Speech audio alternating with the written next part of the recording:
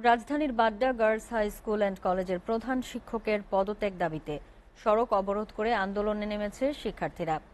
তাদের দাবি, college committee এবং প্রধান শিক্ষক ক্লাসের বেতন বৃদ্ধি সহ নানা অনিয়মের স্বর্গরাজ্য তৈরি করেছে শিক্ষা প্রতিষ্ঠানে। এ সময় শিক্ষার্থীদের সাথে এলাকাবাসী সড়কে নেমে আসলে দীর্ঘ যানজট সৃষ্টি হয়, যা ছড়িয়ে পড়ে আশেপাশের এলাকায়। সাদমান সাকিবের প্রতিবেদন।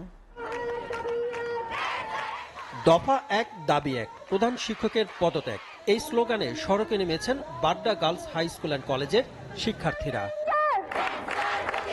শিক্ষার্থীদের দাবি, দ্রুত প্রধান শিক্ষককে সরিয়ে নিয়ে শিক্ষার সুষ্ঠু পরিবেশ ফিরিয়ে আনতে হবে কলেজ কর্তৃপক্ষকে। আমাদের এক দফা এক দাবি, সেটা হচ্ছে আমাদের প্রধান শিক্ষকের পদত্যাগ। যদি বেতনের জন্য বলে, উনি আমাদের অভিভাবকদের সাথে খারাপ ব্যবহার করে, আর প্রতি বছর অতিরিক্ত বেতন বাড়ায়, পরীক্ষার ফির বেতন বাড়ায়, মানে অনৈতিকভাবে টাকা পয়সা নেয়। একটাই দফা একটাই দাবি, হেড স্যারকে পদত্যাগ করার জন্য।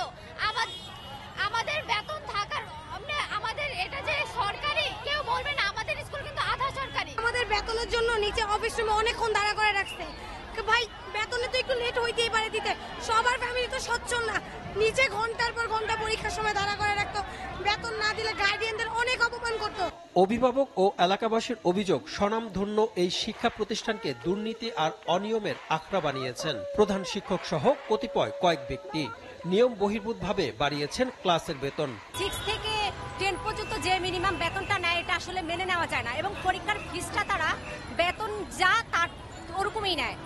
মনে করেন সবার তো সব রকম সামর্থ্য থাকে না, তাদেরকে আপনি বললেও তারা কনসিডার করে না। আমি নিজে ভুক্তভোগী।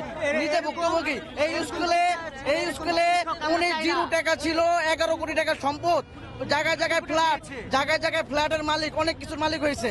উনি ভিআইপি, এখন ভিআইপি লোক হয়েছে। শুনেন, তারা এমন ভাবে চলতেছে যে এটা শিক্ষা প্রতিষ্ঠান, এটা ব্যবসা প্রতিষ্ঠান। আপনারা আমাদেরকে একটু সহযোগিতা করেন, আমরা এই স্কুলটাকে বাঁচাইতে চাই। স্কুলের স্বার্থে আমরা এই আন্দোলনটা আজকে করতেছি।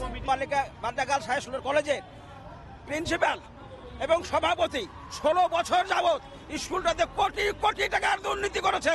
এই 16 বছর যাবত আমরা কোনো কথা বলতে পারি নাই। এদিকে শিক্ষার্থীরা সড়কে নেমে বিক্ষোভ শুরু করলে সৃষ্টি হয় তীব্র যানজট, পরে তা আশেপাশে ছড়িয়ে বাড়ে জনদুর্ভোগ। সাদমান সাকিব, এসএটিভি, ঢাকা।